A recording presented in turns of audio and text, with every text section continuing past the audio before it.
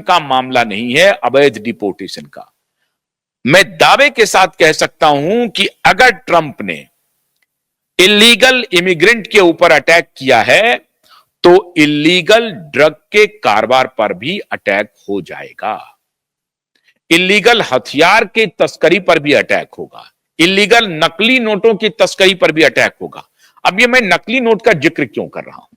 अभी कुछ दिन पहले अभी देखिए कि कांग्रेस सरकार में जो वित्त मंत्री थे उनके ऊपर बहुत ही संगीन आरोप लगा था कि उन्होंने एक कंपनी, जो कि इंग्लैंड की एक कंपनी थी, जो नोट छापने का कागज सप्लाई करती थी।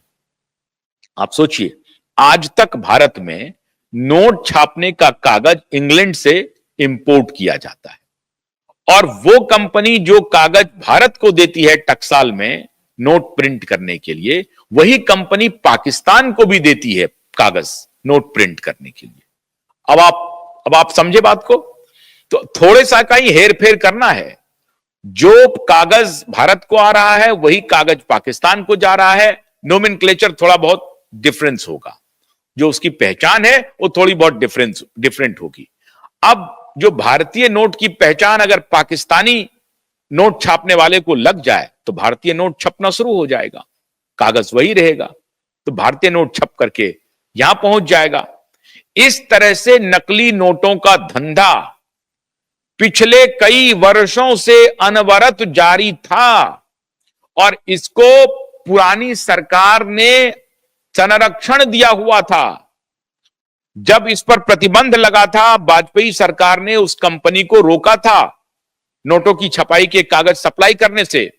उसको बाद में 2012 में भी जाते जाते 2014 में इनकी सरकार गई है, 2012 में भी ये जो उस वक्त के वित्त मंत्री चिदंबरम साहब हैं, इन्होंने उस कंपनी को अलाउ किया कि आप कागज इंपोर्ट कीजिए। अब आप कल्पना कीजिए, नोट की छपाई का कागज हम प्रिंट नहीं कर पाते हैं, इन्होंने भारत को गिरवी रख दिया। ये हमारे देश के साथ हमारी देश की संप्रभुता को इन लोगों ने, मुट्ठी भर लोगों ने गिरवी रख दिया है। और आज वो जोर जोर से चिल्ला शोर कर रहे हैं कि हमको चोर कहा जा रहा है। चोर ही कह रहा है कि हमें चोर कहा जा रहा है।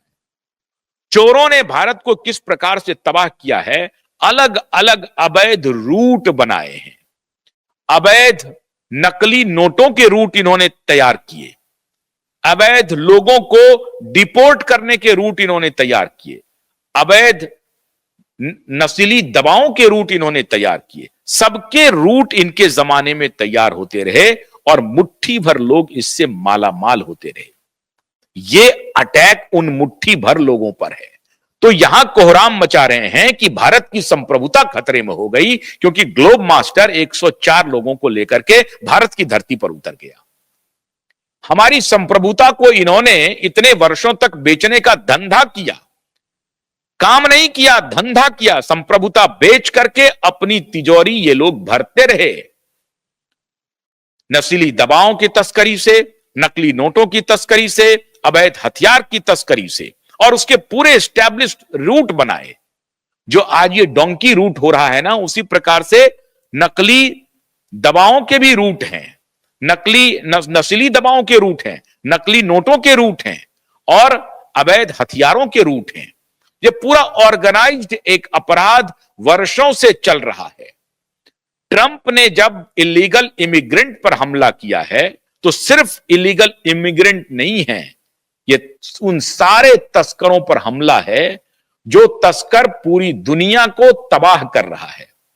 अब जब करेक्टिव मेजर्स लिए जा रहे हैं तो ये लोग, इनके पेट में दर्द हो रहा है कि, और उसको मानवता से जोड़ रहे हैं कि मानवता के लिए आप सोचिए कि एक टॉयलेट 104 लोग, 2 दिन की यात्रा, 48 घंटे की यात्रा करके आए हैं, एक टॉयलेट में 104 लोग कैसे जाएंगे?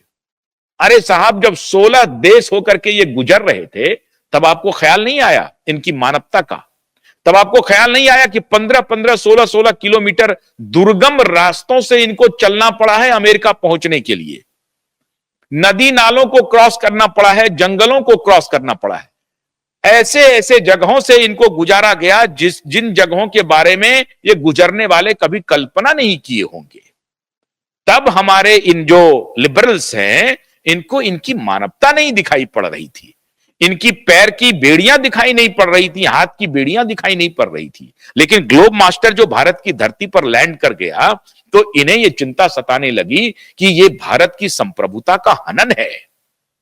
अरे जब ग्लोब मास्टर यहां पर लैंड किया है तो भारत के एयर ट्रैफिक कंट्रोल ने उसे अनुमति दी होगी, विदेश मंत्रालय से बाजाबता अनुमति मिली होगी, तभी वो लैंड किया होगा।